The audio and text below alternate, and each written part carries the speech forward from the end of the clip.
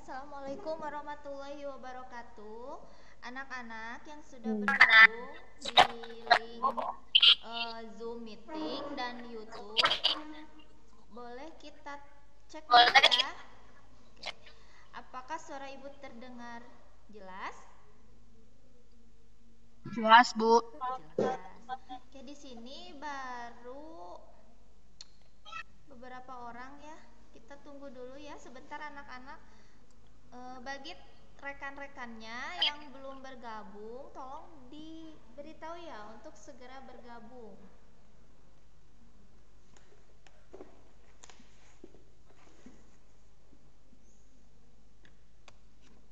Sebentar lagi kita mulai pembelajarannya ya. Kita tunggu dulu rekan-rekannya yang belum bergabung.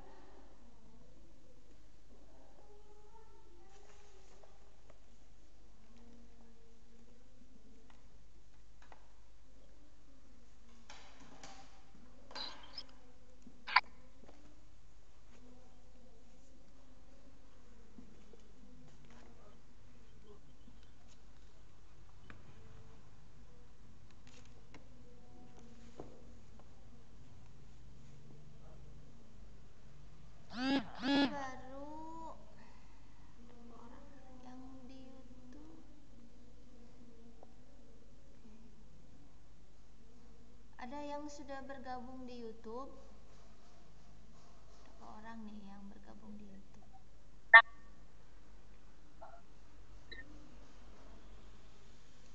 Muhammad Abdul Aziz, mana rekan-rekan yang lainnya?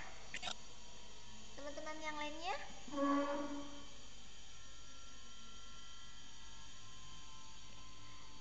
Sebentar ya, kita mulai. Sebentar lagi.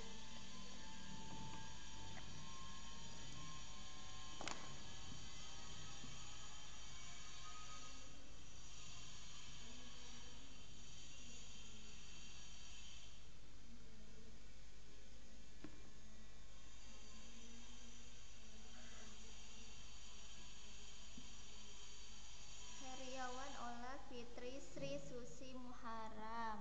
Ada lagi yang lain ini. Oke. Baiklah anak-anak, kita mulai saja pembelajaran kita kali ini.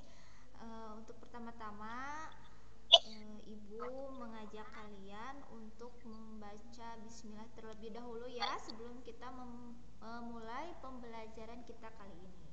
Oke, bismillahirrahmanirrahim. Assalamualaikum warahmatullahi wabarakatuh. Suara Ibu terdengar jelas? Waalaikumsalam warahmatullahi wabarakatuh. Iya, terima kasih. Jelas. Alhamdulillah anak-anak, hari ini kita masih bisa belajar meskipun pembelajaran kita masih jarak jauh. Pembelajaran kita masih menggunakan media Zoom, meeting, dan YouTube. Tapi Ibu berharap semangat kalian untuk belajar, menimba ilmu itu tidak berkurang meskipun kita masih dalam keadaan yang belum normal seperti sedia kala. Oke. Pada kesempatan kali ini kita akan dan masih membahas tentang keragaman flora dan fauna. Jadi pertemuan kita kali ini masih ada di bab 2. Tapi kali ini kita akan membahas tentang pemanfaatan flora dan faunanya yang ada di Indonesia sebagai sumber daya alam. Kalau minggu-minggu kemarin kita belajar tentang keanekaragamannya, persebarannya, dan karakteristiknya, bahkan kita belajar tentang konservasi. Nah, kali ini materi yang Ibu sampaikan materi penutup di bab kedua ini. Sekali lagi, hari ini kita akan membahas tentang pemanfaatan flora dan fauna di Indonesia sebagai sumber daya alam. Di sini Ibu sudah membuat PowerPoint untuk kalian pelajari. Ibu akan bahas ya materinya. Harap kalian menyimak dengan seksama. Nanti setiap materi yang Ibu sampaikan pada kalian, ketika sudah selesai, harap disalin di buku catatannya. Jadi tanpa Ibu instruksi pun kalian harus mencatat setiap materi yang Ibu sampaikan di akhir pembelajaran. Kenapa? Karena catatan kalian nanti akan Ibu koreksi, akan Ibu nilai. Baik nanti dalam bentuk foto yang harus kalian kirim ke email Ibu, atau insya Allah untuk minggu depan Ibu akan memanggil kalian per kelompok ya, untuk datang ke sekolah menyetorkan setiap materi yang Ibu sampaikan. Jadi materinya harus kalian rangkum atau kalian catat di buku catatannya beserta tugas-tugas yang selama ini Ibu berikan kepada kalian. Paham? Paham anak-anak? Paham, Bu. Paham. Ya, oke, baiklah. Sekarang kita akan mulai ya, materi tentang pemanfaatan flora dan fauna. Ini PowerPoint-nya.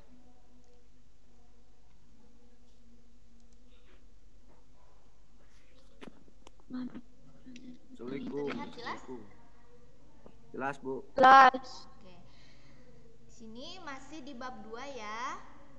Tapi materi penutup tentang pemanfaatan flora dan fauna di Indonesia sebagai sumber daya alam.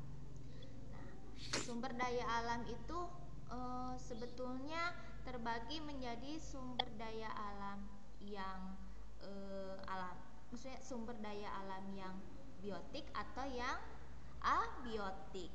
Kalau yang biotik itu termasuk tadi flora dan fauna. Ya. Tapi kalau yang abiotik itu yang tidak dapat diperbaharui dan sifatnya fisik, seperti udara, air, apalagi kira-kira? Batu, Tanah, batuan, ya, itu masuknya ke dalam abiotik. Jadi sumber daya alam itu sekali lagi ada dua, ada yang abiotik, ada yang biotik. Paham? Sekali lagi, sumber daya alam itu ada berapa? Dua. Oke, satu. Biotik sama abiotik. Oke, kalau yang biotik contohnya? batu, Bu. Ya. Batu. Tanah, udara. Ibu ulangi ya. Kalau yang biotik itu sumber daya alam yang bisa diperbaharui. Contohnya tanaman dan hewan. Kalau tanaman itu kan flora, kalau hewan fauna. Jadi bisa diperbaharui atau dikembangbiakan. Kalau sumber daya alam yang abiotik, nah itu sumber daya alam yang tidak dapat diperbaharui atau tidak dapat dikembangbiakan. Contohnya udara, air, batuan, tanah. Paham? Paham. Oke, kita lanjut. Nah, di sini sebelum kita membahas tentang pemanfaatannya, kita harus tahu dulu nih bahwa dalam pemanfaatan flora dan fauna itu ada landasan hukumnya. Jadi ada landasan hukum tentang pemanfaatan flora dan fauna. Nah, landasan hukum ini terdapat dalam Undang-Undang Dasar 1945, pasal 33 ayat 3. Nah, dalam undang-undang ini berbunyi bumi dan air dan kekayaan yang terkandung di dalamnya dikuasai oleh negara dan digunakan untuk sebesar-besarnya kemakmuran rakyat. Mohon maaf, di sini ada penulisan yang salah. Ibu mungkin terlewat untuk mengkoreksi atau mengeditnya. Mohon maaf ya untuk penulisan yang salah. Sekali lagi Ibu bacakan. Pasal 33 ayat 3 itu berbunyi bumi dan air dan kekayaan yang terkandung di dalamnya dikuasai oleh negara dan digunakan untuk sebesar-besarnya kemakmuran rakyat. Nah, jadi semua yang ada di bumi kita, ya, di alam semesta ini, meskipun banyak melimpah, tetapi tidak bisa kita eksploitasi secara berlebihan. Kenapa? Karena itu dapat merusak keseimbangan. Makanya di sini dibuatlah landasan hukumnya. Semua yang ada di bumi, baik airnya ataupun kekayaannya itu dikuasai oleh negara, tetapi digunakan untuk kemakmuran rakyatnya. Oke, paham? Oke, baik anak-anak, kita lanjutkan. Di sini kita akan membahas satu persatu pemanfaatan apa saja sih yang ada atau pemanfaatan apa saja yang meliputi tentang flora dan fauna. Jadi baik itu flora dan fauna, kalau pemanfaatannya sebaik mungkin tanpa mengeksploitasi yang berlebihan, maka akan menimbulkan dampak yang baik, dampak positif. Salah satunya yang pertama itu menjaga keseimbangan ekosistem. Jadi pemanfaatan flora dan fauna yang baik atau yang terarah tanpa eksploitasi yang berlebihan dapat satu, menjaga keseimbangan ekosistem. Kedua, mendapatkan atau dapat menimbulkan nilai estetika. Muhammad Iqbal, selamat bergabung nak. Apa kabar? Baik, Bu. Alhamdulillah. Oke. Muhammad Iqbal karena baru bergabung tidak apa-apa, tapi tolong disimak ya. Yang ketiga, pemanfaatannya itu mengembangkan ekonomi lokal. Ya, jadi secara umum pemanfaatan flora dan fauna itu bisa menghasilkan 3 hal. Yang pertama, menjaga keseimbangan ekosistem, nilai estetika, dan mengembangkan ekonomi lokal. Kita akan bahas satu persatu. Nah, yang pertama tadi, menjaga keseimbangan ekosistem. Kita sebagai manusia sangat tergantung pada flora dan fauna. Kenapa? Kita sangat berpengaruh atau kita sangat kenapa kita sebagai manusia itu tergantung sekali dengan flora dan fauna? Karena sebagian besar sumber tenaga atau energi yang kita butuhkan itu dihasilkan dari atau bersumber pada flora dan fauna. Contoh, manusia untuk bernapas itu membutuhkan oksigen. Betul? Betul, Bu. Manusia kita nih ya membutuhkan oksigen untuk bernafas. Nah, oksigen itu dihasilkan dari tumbuhan atau flora. Sedangkan kita ketika bernapas menghirup oksigen yang dihasilkan oleh tumbuhan atau flora, ketika dikeluarkan, nah ketika kita menarik nafas kemudian dikeluarkan, kita manusia akan menghasilkan karbon dioksida. Nah, karbon dioksida yang dihasilkan oleh kita atau oleh hewan juga kan bernapas memerlukan oksigen. Ya, sama. Ketika bernapas memerlukan oksigen dan ketika mengeluarkan napas menghasilkan karbon dioksida.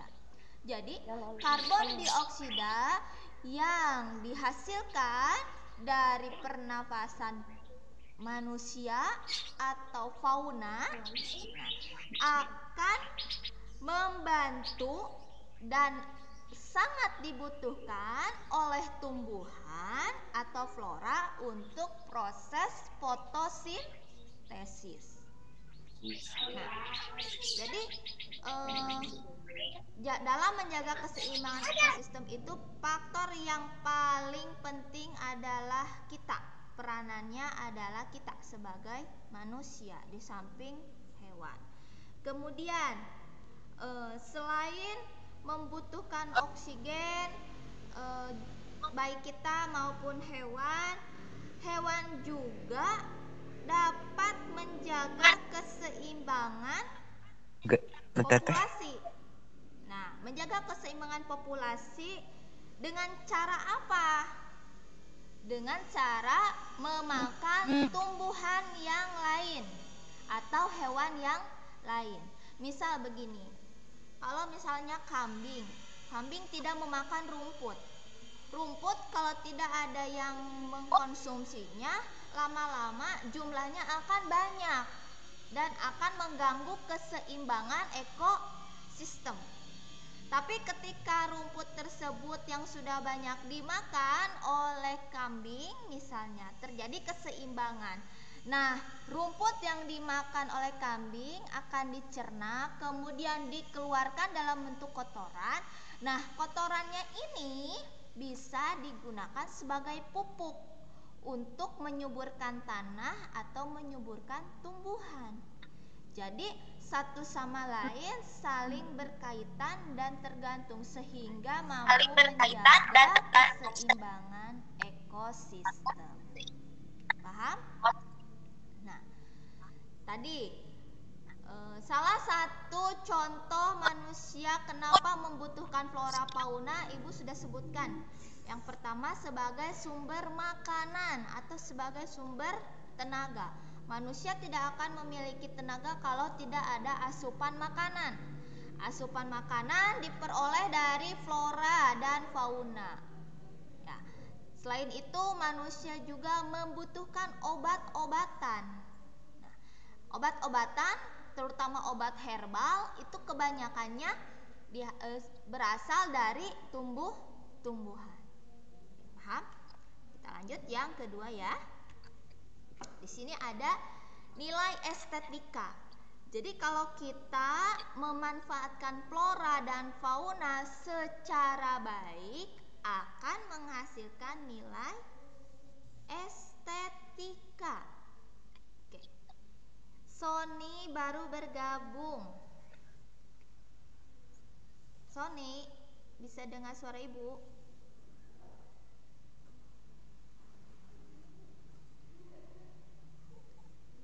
Halo, anak, bisa dengar suara Ibu? Bisa, Bu. Bisa. Oke. Takutnya suara ibu tidak jelas atau ada gangguan, jadi ibu barusan cek kalian. Kita lanjut ya. Yang kedua, nilai estetika. Apa itu nilai estetika? Estetika itu berkaitan dengan keindahan. Jadi bisa dikatakan estetika adalah nilai yang dimiliki oleh suatu objek, peristiwa, atau keadaan karena memiliki kelebihan kapasitasnya untuk memberikan kesenangan dalam artian hal positif atau ketidaksenangan dalam artian hal yang negatif jika dihargai atau dialami secara estetis. Nah, maksudnya begini. Kalau suatu objek wisata di setiap daerah, wilayah itu memiliki nilai-nilai tersendiri. Nilai tersendiri ini bisa menjadi daya tarik pengunjung.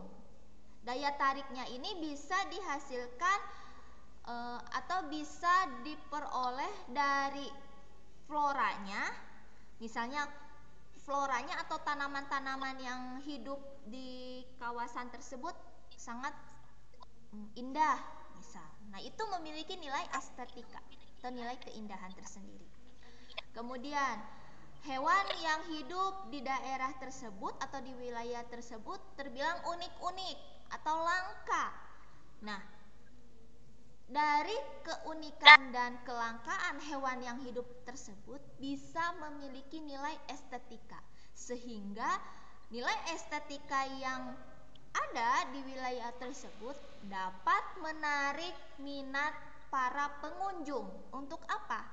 Untuk menikmati destinasi atau berkunjung ke daerah atau wilayah pariwisata tersebut. Paham? Kita lanjut ya. Yang ketiga, tentang mengembangkan ekonomi lokal. Jadi dalam pemanfaatan flora dan fauna yang baik itu dapat mengembangkan perekonomian. Tentunya perekonomiannya perekonomian lokal.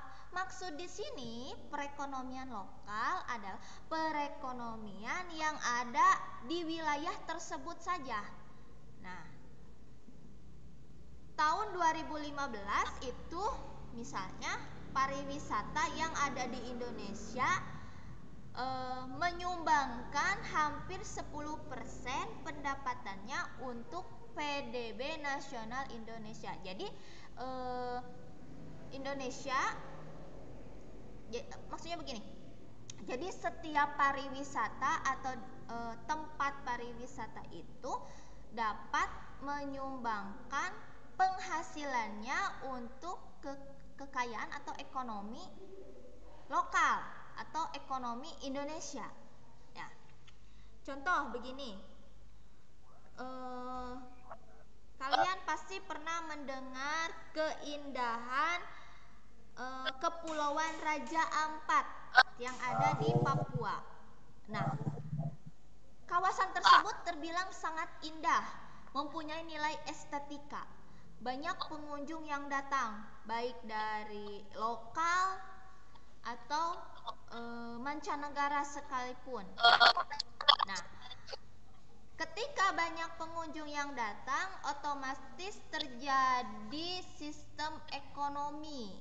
Misal, banyak turis yang datang karena di situ pariwisatanya bagus, banyak orang yang berjualan, maka akan terjadi sistem ekonomi dalam hal perdagangan. Nah, pendapatan tersebut dapat mengembangkan ekonomi lokal. Nah, biasanya lokasi-lokasi tersebut itu kenapa bisa menghasilkan perekonomian atau devisa bagi negara? Karena tadi memiliki nilai estetik, baik dari flora ataupun faunanya. Lanjut. Kemudian Kalau tadi pemanfaatannya secara keseluruhan, baik flora dan fauna saja. Sekarang kita akan bahas pemanfaatan tumbuhannya saja. Tumbuhan atau flora bagi kehidupan manusia. Yang pertama di sini pemanfaatan tumbuhan sebagai sumber pangan. Kita tahu bahwa kita mendapatkan energi itu dari sumber makanan. Sumber makanan salah satunya diperoleh dari flora, dari tumbuhan atau tanaman. Contoh beginilah, kita setiap hari makan nasi. Nasi diperoleh dari butiran beras. Beras itu dihasilkan dari padi. Padi termasuk jenis tanaman. Nah, tanaman disebut juga dengan flora. Ketika kita makan, ketika beras tersebut kita olah, kita masak menjadi nasi, kemudian kita makan, akan menjadi sumber tenaga bagi kita. Nah, itu contoh dari sumber pangan. Paham? Paham anak-anak? Paham. Oke. Yang kedua, pemanfaatan tumbuhan untuk bahan baku jamu atau obat tradisional. Selain sebagai sumber pangan, tanaman pun bisa dijadikan tanaman untuk menghasilkan obat-obatan, obat tradisional. Sekarang banyak obat herbal, ya. Contoh, kalau yang tradisional aja, kunyit misalnya. Kunyit kan itu tumbuhan, bisa dijadikan obat. Obat untuk apa? Untuk penyakit lambung, misal. Orang yang punya penyakit lambung, kalau misalnya meminum air perasan dari kunyit, khususnya kunyit besar ya. Kalau kata orang Sunda mah koneng gede. Nah, itu bisa digunakan untuk obat. Atau misalnya kalau misalnya kalian sedang batuk atau anak kecil biasanya sedang batuk. Kalau anak kecil itu kan obat-obatannya biasanya lebih sulit ya. Kalaupun ada itu harus dengan resep dokter. Nah, kalau menggunakan tanaman sebagai obat tradisional bisa. Contohnya daun saga. Nah, saga kan termasuk ke dalam tumbuhan. Kalau airnya direbus, kalau misalkan daun saga itu direbus pakai air panas, kemudian disaring dan ditiriskan, diminumkan ke anak yang lagi batuk, itu biasanya batuknya akan berkurang atau bisa sembuh. Nah, jadi itu contoh dari pemanfaatan tumbuhan untuk obat-obatan, obat tradisional. Kemudian yang ketiga, pemanfaatan tumbuhan untuk bahan baku industri. Contohnya tumbuhan apa sih Bu yang bisa dijadikan pemanfaatannya untuk bahan baku industri? Misal tumbuhan kapas. Pohon kapas kalau buahnya dipanen, nah akan menghasilkan kapas. Kapas diolah sedemikian rupa, maka akan menghasilkan serat-serat kain. Nah, serat kain tersebut ketika diolah kembali akan menghasilkan pakaian. Seperti yang kita pakai. Nah, ini kebanyakan dihasilkan dari tumbuhan kapas. Jadi tumbuhan kapas tersebut memang melalui beberapa proses untuk menjadi selembar kain yang kita bisa jahit sehingga menjadi pakaian. Tetapi bahan bakunya itu kebanyakan berasal dari tumbuhan. Salah satunya tumbuhan kapas atau pohon kapas. Oke. Yang selanjutnya pemanfaatan tumbuhan itu bisa dijadikan sebagai minyak dan lilin. Contoh, kalau misalnya kita menemukan aroma wewangian, aroma terapi ya, ya semacam itulah. Kalau misalkan lilin terapi atau aroma terapi, kan itu salah satunya hasil dari bahan yang berasal dari tumbuh-tumbuhan yang diekstrakkan atau diolah sedemikian rupa. Yang selanjutnya pemanfaatannya untuk bahan kerajinan dan hiasan. Kita sering menemukan bahan-bahan untuk kerajinan atau hiasan yang berasal dari tumbuhan. Ya, contohnya, kalau misalnya kita menemukan, pernah ibu menemukan pajangan gitu ya, seperti lukisan lah, pajangan, tetapi dibuat dari daun-daun kering. Seperti daun-daun kering yang ditempelkan tetapi dibentuk pola, misalnya pola hewan harimau, tapi ketika dipola kemudian si lukisan itu bukan digambar pakai pensil atau misalkan diwarnai pakai cat pewarna, bukan, tetapi ditempel oleh daun-daun kering. Daun-daun kering kan berasal dari tumbuhan. Atau misalnya ada manik-manik, anting-anting. Biasanya perempuan itu senang dengan perhiasan atau misalnya senang dengan aksesoris. Contohnya bros aja. Bros sebetulnya bisa saja dibuat dari tumbuhan atau flora. Misalnya si bros tersebut untuk permatanya diganti oleh biji saga misalnya, bisa saja, karena tumbuhan bisa dimanfaatkan untuk bahan kerajinan dan hiasan. Kemudian yang selanjutnya pemanfaatan tumbuhan untuk objek kreasi, pariwisata, pendidikan, dan penelitian.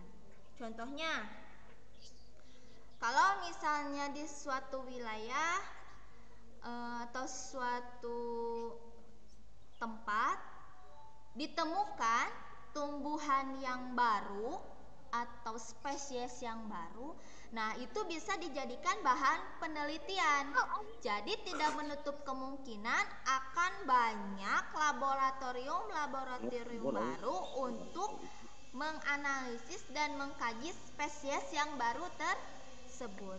Kan itu termasuk ke dalam ranah pendidikan.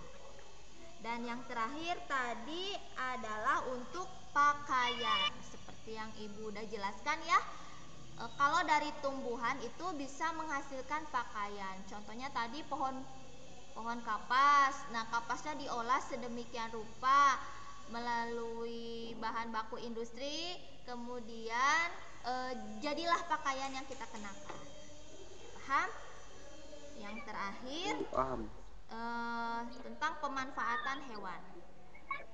Nah, di sini kalau tadi kita membahas tentang manfaat tumbuhan, sini manfaat hewannya terbagi jadi 4. Yang pertama sumber pangan, yang kedua kendaraan, ketiga bahan pakaian, keempat pendidikan atau penelitian, bahkan rekreasi. Contohnya, kalau untuk sumber pangan, seperti halnya tadi tumbuhan, manusia kita memerlukan sumber energi itu dari sumber pangan atau bahan makanan. Bahan makanan diperoleh bukan hanya dari tumbuhan tetapi dari hewan, khususnya untuk protein. Nah, hewan ketika dagingnya yang mengandung banyak protein itu kita konsumsi, maka sebelum dikonsumsi tentunya diolah dulu, kemudian dikonsumsi, maka akan menghasilkan sumber pangan yang akan menjadi sumber tenaga bagi kita. Suara ibu terdengar jelas? Jelas Bu, jelas. Jelas, Bu. Oke, jelas. Yang kedua, pemanfaatan hewan bagi kehidupan kita manusia untuk kendaraan. Mungkin kalau untuk kendaraan ini kalau zaman sekarang itu terbilang langka ya. Tapi pada zaman dahulu biasanya orang-orang menggunakan hewan sebagai sarana transportasi atau kendaraan. Contoh, zaman dulu orang kalau misalkan mau pergi ke daerah lain itu mengendarai kuda. Toh keledai, maaf, bukan keledai, bukan kedelai ya. Keledai. Atau misalnya di sekarang aja nih ya, kalau misalnya kita melihat di film atau di tayangan YouTube dan lain sebagainya, di padang pasir kendaraan kan itu masih jarang. Orang-orang yang ada di sana atau melakukan perjalanan yang melewati gurun pasir biasanya masih menggunakan hewan sebagai sarana transportasi atau kendaraannya. Misalnya hewan unta. Ya. Jadi memang dari zaman dulu sampai zaman sekarang hewan bisa dimanfaatkan sebagai kendaraan bagi transportasi manusia. Yang ketiga, pemanfaatannya sebagai bahan pakaian. Jadi sebetulnya bahan pakaian itu tidak hanya dari tumbuhan saja atau flora saja, tetapi dari hewan juga bisa. Contoh, jaket kulit yang sering kita gunakan ketika kita mengendarai sepeda motor. Nah, ada jaket kulit yang terbuat dari kulit domba misalnya atau kulit sapi.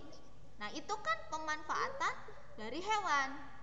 Hewannya misalnya disembelih, kemudian dikuliti, kulitnya kemudian diolah sedemikian rupa dengan serangkaian proses menjadi bahan pakaian. Ya, paham? Nah, atau misalnya selain bahan pakaian bisa sebagai bahan untuk membuat tas, membuat sepatu. Nah, itu bisa pemanfaatannya dari hewan atau fauna. Dan yang terakhir untuk pendidikan, penelitian dan rekreasi. Contoh begini, dalam bidang pendidikan yang memanfaatkan hewan di Jepang, nah, Jepang itu terkenal dengan negara yang selalu menghasilkan sarana transportasi yang massal. Massal itu besar-besaran. Ya. Baru-baru ini Jepang membuat atau menghasilkan sebuah kereta. Keretanya namanya Shinkansen. Kereta Shinkansen. Kereta Shinkansen ini memiliki katanya kecepatannya ya 320 km per jam.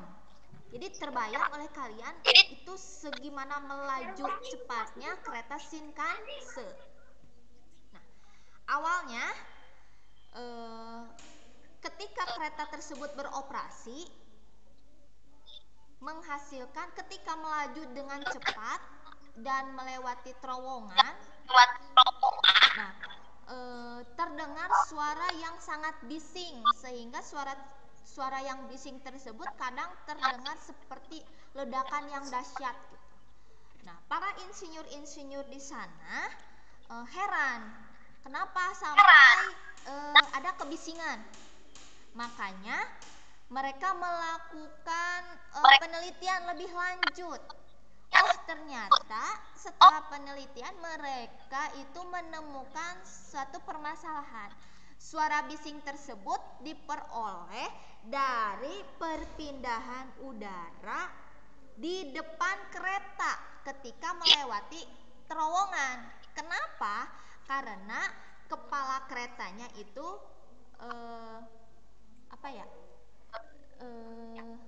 pendek dan bulat gitu, oval. Lamun ceuk urang Sunda mah meureunnan hulu karetana teh bedegul. Nah, dari masalah yang mereka temukan, mereka kemudian mencari ide dengan cara mengadopsi produk yang ada di dunia modern dengan produk atau inovasi yang telah ada dari alam. Mereka Dikasih uud bu, bedegul. Dikasih uud bedegul bu.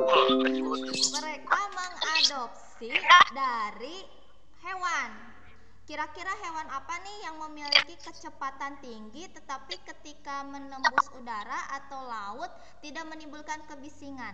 Nah, mereka menemukan solusi dengan melalui hewan yang namanya kingfisher. Ya, kalau tidak salah kingfisher. Kingfisher itu ialah hewan burung raja udang. Jadi ketika burung tersebut ciri-cirinya memiliki paruh yang panjang dan lebar. Jadi ketika burung tersebut terjun menembus permukaan air laut untuk menangkap ikan, tidak terdengar percikan airnya. Nah, karena terinspirasi dari burung kingfisher tersebut, maka si kepala keretanya dibuat hidung atau dibuat lebih mancung lagi ke depan, tidak bedegul gitu kan, bentuknya tidak bedegul lagi. Nah, ternyata Bedegul dikasih uud bu. Ya, ternyata dari dari penelitian tersebut dihasilkan dihasilkan inovasi yang benar-benar sempurna lagi, dalam artian kereta itu bisa melaju cepat juga tidak menimbulkan kebisingan. Jadi dalam pendidikan atau penelitian, pemanfaatan hewan tersebut bisa digunakan sebagai ide atau dasar dari inovasi yang modern lagi. Tadi contohnya kalau misalkan kereta di Jepang itu terinspirasi dari burung raja udang atau kingfisher. Atau misalnya dalam bidang pendidikan lainnya, para ilmuwan itu menciptakan black box ya. Black box itu kan biasanya ada di pesawat. Nah, itu katanya terinspirasi dari salah satu hewan. Hewannya itu hewan burung yang suka mematuk pohon tuh apa namanya anak-anak? Burung apa yang suka mematuk? Calabi bu. Apa? Calabi. Pokoknya hewan yang selalu mematuk pohon. Nah, kalau dalam film kartun itu ada film woodpecker kalau nggak salah. Nah, woodpecker itu kan burung yang mematuk pohon. Katanya black box itu juga terinspirasi dari burung pelatuk tersebut. Ya, burung yang mematuk pohon. Oke. Yang terakhir satu lagi slide-nya. Nah, ini. Karena sumber daya alam itu sangat banyak sekali, kita itu kaya akan sumber daya alam baik abiotik maupun biotik, maka ada landasan-landasan moral yang dalam pembudidayaan keanekaragaman hayati harus diperhatikan. Kenapa landasan moral ini ada? Untuk menjaga tidak terjadinya eksploitasi yang berlebihan. Apa saja landasannya? 1. Sadar akan hak untuk hidup setiap spesies. Kita harus sadar bahwa setiap makhluk hidup atau spesies baik tumbuhan dan hewan itu memiliki hak untuk hidup. Jadi jangan semena-mena kita membunuh atau merusaknya. Nah, Yang kedua, bertanggung jawab akan kelestarian keragaman hayati. Selain kita memanfaatkan, tetapi kita juga harus bertanggung jawab untuk melestarikannya. Supaya apa? Supaya tidak punah. Ketiga, menghargai kehidupan manusia. Keempat, alam memiliki spiritual dan estetika. Nah, maksudnya di sini, kalau misalnya kita pergi ke gunung, mendaki gunung, di gunung itu banyak sekali flora dan faunanya yang memiliki nilai tersendiri atau estetika. Kita tidak bisa semena-mena merusaknya. Kenapa? Karena di samping mempunyai nilai estetika, biasanya juga memiliki nilai spiritual. Dan yang terakhir, kita juga harus memahami sejarah kehidupan. Karena apa? Baik flora dan fauna itu ada masa evolusinya. Baik itu evolusi ataupun revolusi. Nah, terakhir, terima kasih. Jadi, alhamdulillah untuk materi terakhir di bab 2 tentang pemanfaatan flora dan fauna, Ibu sudah sampaikan pada kalian. Baiklah anak-anak, sebelum Ibu nanti menyimpulkan, kalian jika kurang paham atau kurang jelas dalam pemaparan materi Ibu, silahkan untuk bertanya. Ya, ada yang mau bertanya? Enggak Bu, jelas. Jelas apa jelas? Jelas Bu. Jelas Bu. Jadi nanti Ibu harapkan catatan untuk bab 2 itu lengkap sampai materi ini. Pemanfaatan Ya, Bu. flora dan fauna. Ya. Kemudian minggu depan Ibu akan memanggil kalian untuk datang ke sekolah, tapi hanya perwakilan kelompoknya saja untuk membawa catatan kalian untuk Ibu koreksi. Jadi Ibu pengen tahu sampai sejauh mana kalian mengikuti pelajaran Ibu. Syukur-syukur kalau setiap materi yang Ibu sampaikan itu kalian simak dan kalian salin, dibuat resumenya di buku catatan. Tetapi kalau sampai detik ini belum juga mencatat, membuat resumenya, silakan mulai sekarang dikerjakan. Kalian punya waktu 1 minggu lagi. Ya. Kemudian Ibu akhiri dulu ini. Terus ini linknya, sebentar. Link untuk absennya Ibu sudah buat. Ibu akan siapkan dulu ya.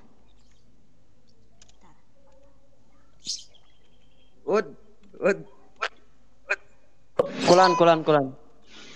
Oh, eta. Menuju belajar ya, Pan. Menuju mabar. Menuju mabar. Iqbal mabar wae.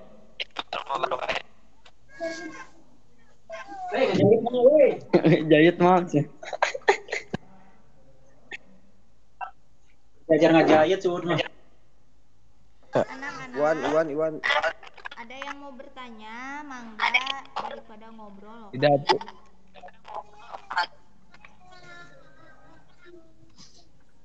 Buling na atasan Bu.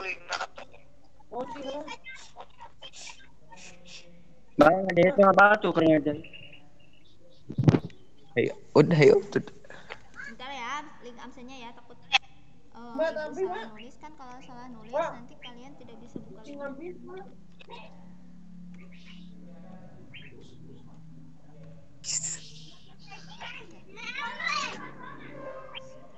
Coba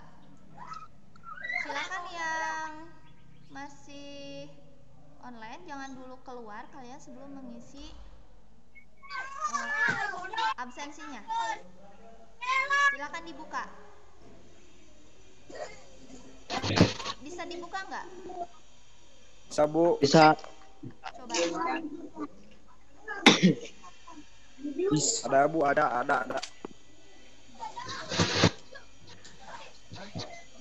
Udah yuk. Sama Muhammad Iqbal. Siapa yang sudah mengisi absensi, silakan komen. Biar Ibu tahu linknya bisa Ini, Bu, dibuka lagi, atau Bu. tidak. Bisa, Bu, Bu, bisa. resumnya kasihan tuh. Bu, resumnya diisi gak, Bu? Iya, resumenya. Singkat aja. Jadi kita hari ini membahas apa? Kalian buat resumenya secara singkat aja. Tadi Ibu Oke, jelasin Bu. apa poin-poin pentingnya aja.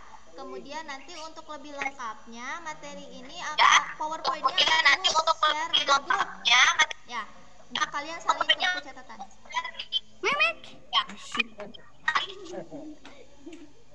Dah, Bu.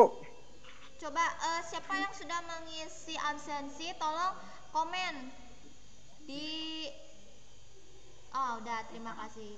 Muhammad Iqbal sudah ya, berarti linknya bisa dibuka.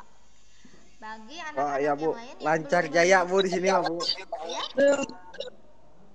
Lancar Gimana? ini, Bu. Lancar, Bu. Belum. Ya, mangga anak-anak yang lain untuk mengisi absensinya. Ya. Jangan. Bagi yang sudah mengisi absen dan tidak tidak ada yang ingin ditanyakan kepada Ibu, silakan boleh meninggalkan Zoom meeting atau YouTube-nya. Tapi sebelum kalian live atau meninggalkan Zoom ini, kalian jangan lupa isi Bu. dulu absensinya. Bu, Ya? habis baterainya, Bu. Kenapa? Habis baterainya 1% lagi, Bu. Oh iya, mangga. Asal nanti isi absensi aja ya. Boleh meninggalkan room Ya, ya. Bu, udah ya, Bu. Oke, terima kasih. Oke, anak-anak, apabila tidak ada yang mau bertanya tentang materi, Ibu rasa Assalamualaikum. pertemuan kita kali ini selesai. Insya Allah minggu depan, kita ketemu lagi di hari Jumat ya. Di hari Jumat kita akan membahas bab yang baru. Tapi untuk tugas dan catatan ini dikumpulkannya paling lambat minggu depan. Ibu akan panggil ketua kelompoknya. Ya. Kemudian untuk hari Jumat, lusa hari Jumat, lusa kita akan membahas bab 3. Tolong kalian ikuti dengan semaksimal mungkin. Terima kasih anak-anak. Assalamualaikum warahmatullahi wabarakatuh.